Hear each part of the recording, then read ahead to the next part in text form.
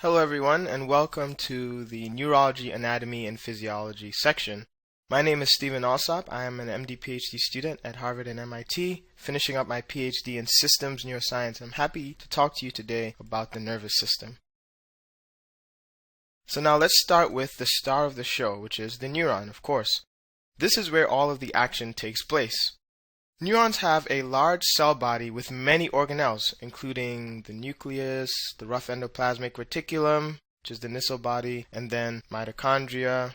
But of course, what makes the neuron not your typical cell is that it has dendrites and an axon that allows it to transmit signals throughout the brain. Now, the dendrites are where input is received, and you have a number of different arborizations on the dendrite that receives information through synapses. Now, information is transmitted from each dendrite down into the cell body at the axon hillock. And so you have a bunch of different signals coming in, and they're all going to be summated at the axon hillock.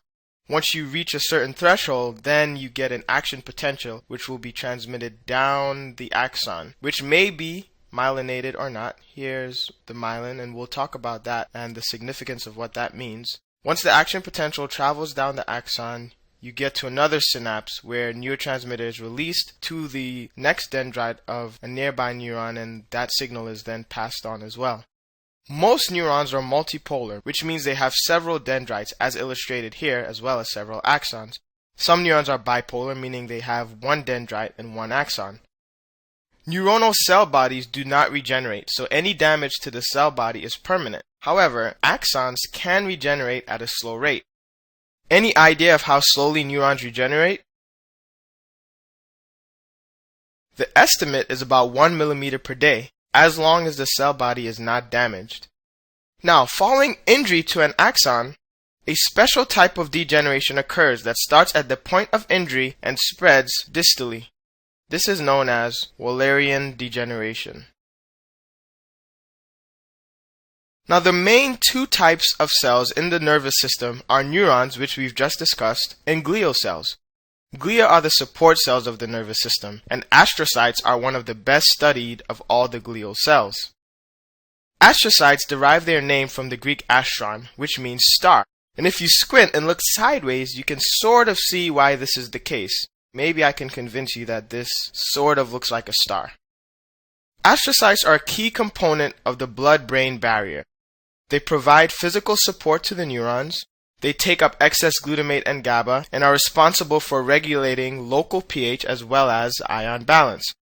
A major function of astrocytes is repair following trauma in a process known as gliosis.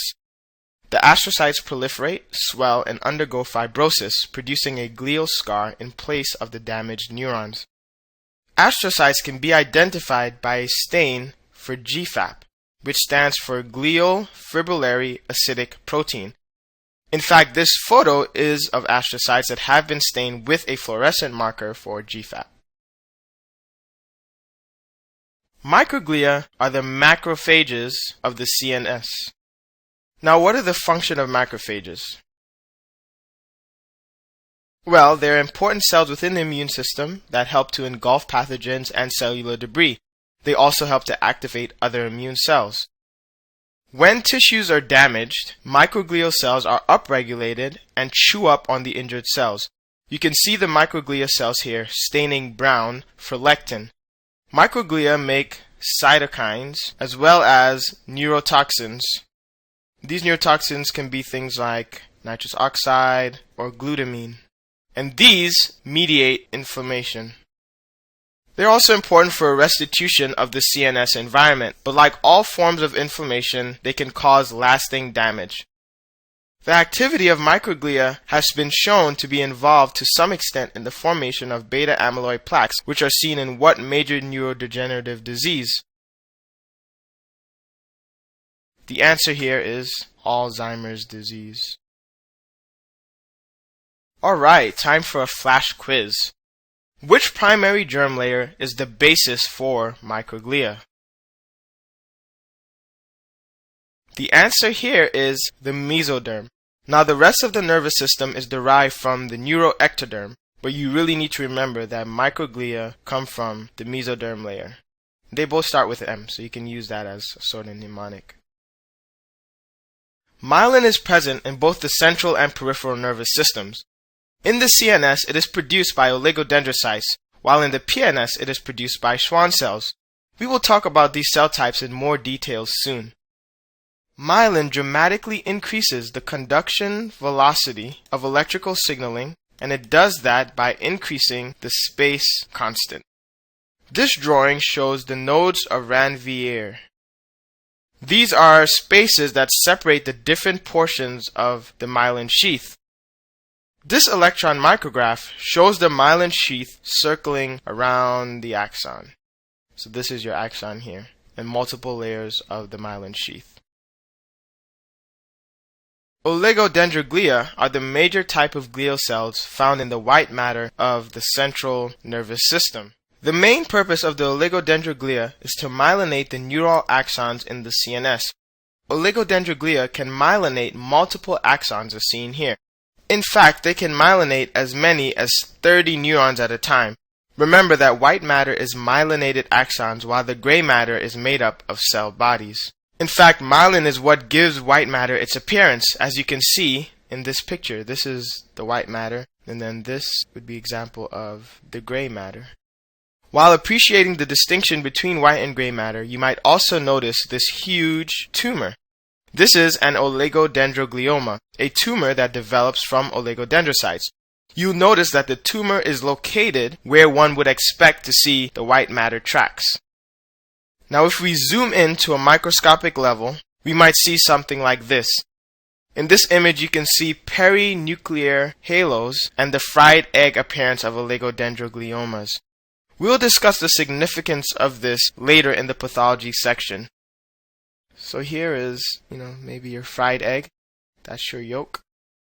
One thing that you want to be aware of is that oligodendroglia are destroyed in multiple sclerosis, which is seen on MRI as spots with loss of white matter. That's a commonly tested item on the boards. Schwann cells myelinate axons in the peripheral nervous system. Unlike the oligodendrocytes in the CNS, which can myelinate multiple axons, Schwann cells can only myelinate one axon at a time. For step 1, you should be familiar with Schwann cells in two clinical scenarios. In the first scenario, the patient would present with muscle weakness or paralysis. The patient might have had a recent infection with CMV or Campylobacter jejuni. What disease would this be? This would be Guillain-Barré syndrome. This is due to autoimmune attack of Schwann cells. Now, molecular mimicry is what is important for this association between Campylobacter or CMV and Guillain-Barré syndrome. Molecular mimicry results when the immune response created as a result of infection is now tuned to recognize proteins on the Schwann cells. The immune system begins to attack Schwann cells, which, as we discussed, creates myelin. The lack of myelination on peripheral nerves innervating muscles manifests as muscle weakness.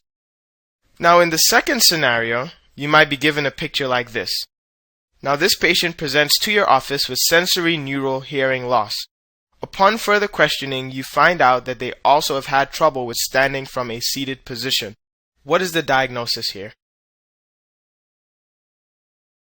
The diagnosis here is a schwannoma. This is also known as an acoustic neuroma. This is a very common tumor of Schwann cells. The symptoms are the result of the fact that this tumor affects the function of the 8th cranial nerve. Another great clue is that the tumor is located at the cerebellopontine angle. You should definitely remember this association. A schwannoma leads to symptoms that are a result of the tumor affecting the 8th cranial nerve. Okay, I think it's definitely time for a flash quiz. So, how slowly do neurons regenerate? The estimate is about 1 millimeter per day as long as the cell body is not damaged, and that's key. It's really amazing to think that all of our sensations are mediated by these small cellular receptors that are responding to mechanical stimuli. There are multiple sensory receptors underneath our skin, and they mediate touch, pain, vibration, etc. And all of these sensory receptors are activated by specific stimuli. These stimuli are then transduced into electrical signals which synapse with afferent neurons in the spinal cord, specifically either the dorsal column medial lemniscus pathway or the spinothalamic tract, depending of course on what the messages encode. And we'll discuss them one by one and the type of information they process. Now, nociceptors contain free nerve endings, and they are made of two different types of fibers. A delta fibers are myelinated and encode painful mechanical stimuli like a sharp pricking pain, while C fibers are unmyelinated and respond to hot, cold stimuli and blunt trauma. Now, the A delta fibers encode fast and first pain, while C fibers encode longer lasting, dull second pain. This makes sense, right? The fibers that are myelinated and thus carry the message at a faster velocity mediate the message of pain to your brain. Meissner's corpuscles are large myelinated fibers found in the dermis of hairless skin, such as the fingertips and lips. They have pretty small receptive fields, so they are mostly found where fine touch is especially good. Purkinje corpuscles are large, myelinated fibers found in the subcutaneous layer. They primarily mediate pressure as well as vibration. Finally, Merkel's discs are large, myelinated fibers found in the skin that respond to vertical indentations onto the skin. This would be, for example, when you press one finger into the palm of another hand. Try it out. That's your Merkel's disc working. Now, Ruffini endings are a very slow adapting mechanoreceptor. They respond to sustained pressure and responsive to things like stretching of the skin. You can try that out too. When we think of a peripheral nerve, such as the radial nerve, we are really thinking of a number of different axons from neurons that are organized together. And this organization is worth knowing. The first layer is the endoneurium. This is the layer right at the nerve fibers, and you can think of this as endo meaning inner, so it's the closest layer.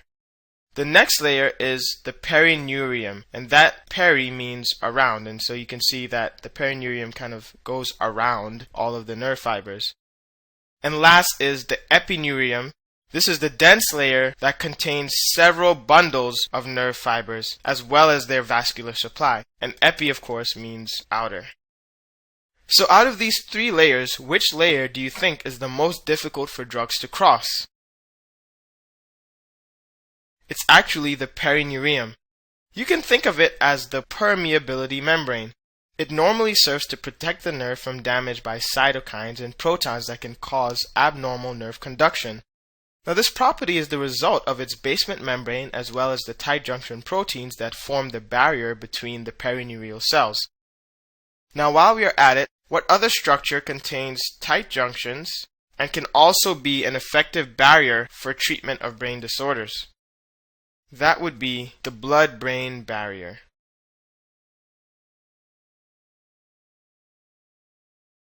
And so we've talked a lot about the nervous system and electrical signals within the nervous system, but of course to communicate between one neuron and another you need neurotransmitters. And prior to the 1920s, it was not known whether neurons communicated through electrical or chemical signals. The way it was discovered was actually through a pretty cool experiment by the Nobel-winning scientist Otto Loewi. Now, what Loewi did was to take two hearts and put them both in saline. He stimulated the vagus nerve of one heart electrically so that it made that heart beat at a slower rate. He then took the saline from where the vagus nerve innervated the heart and put it on the second heart. He was able to slow the second heart down. This proved that there was some soluble chemical secreted from the vagus nerve that could control heart rate. This chemical was the neurotransmitter acetylcholine. And signaling via neurotransmitters is the key mechanism by which neurons communicate with each other. There are quite a large number of neurotransmitters, and this list is certainly not all-inclusive. However, these are some of the most studied and well-known ones, so it's certainly worth memorizing. Now, step 1 will not only expect you to know these neurotransmitters, but where they are synthesized as well. It is much easier to memorize these neurotransmitters in light of their function in various diseases, as shown in this table. It is also helpful to know what normal processes they are involved in so that you are able to make educated guesses based on symptoms if you don't remember a particular disorder or the neurotransmitter that is involved. Now, one way you might be tested about neurotransmitters is through biochemistry. For example, how are dopamine and norepinephrine related to each other? Dopamine and norepinephrine are both catecholamines. Dopamine is used as the substrate for the generation of norepinephrine. The enzyme responsible for this is dopamine beta hydroxylase. These are the types of details you should know to maximize your chances of success on step 1. Alright, time for another flash quiz. A patient presents with hearing loss. On imaging, a tumor is found to be located at the cerebellopontine angle. What is at the top of your differential? The tumor is likely a schwannoma, also known as an acoustic neuroma. Now, as we said, this is a tumor made up of Schwann cells, and all the symptoms that you should see are the result of tumor impingement on the 8th cranial nerve. The blood-brain barrier is a tight endothelial layer that prevents most large water-soluble substances from entering the brain milieu. As I mentioned earlier, it is composed of a layer of endothelial cells along the vasculature with tight junctions. Surrounding the endothelial layer, there is a basement membrane, and astrocytes form foot processes surrounding the basement membrane in order to further support the barrier. Now, does this sound like any other filtration system in the body? Well, of course it does, or I wouldn't have asked the question. It sounds just like the glomerulus, which contains an endothelial layer, a basement membrane, and podocyte foot processes. Some substances like glucose and amino acids can enter or leave the brain through active transporters in the endothelium. Lipid-soluble substances can simply diffuse right through the membrane. This is why some drugs can enter the brain. There are also some specialized regions of the brain where there is increased permeability to the external environment. The most notable region is the area postrema. This is in the caudal wall of the 4th ventricle in the medulla. This is important because it is known as, anybody? The vomiting center. The blood-brain barrier can also be breached in several important situations, such as brain tumor, infection, or infarction, and this can lead to vasogenic edema. This will show up on imaging scans.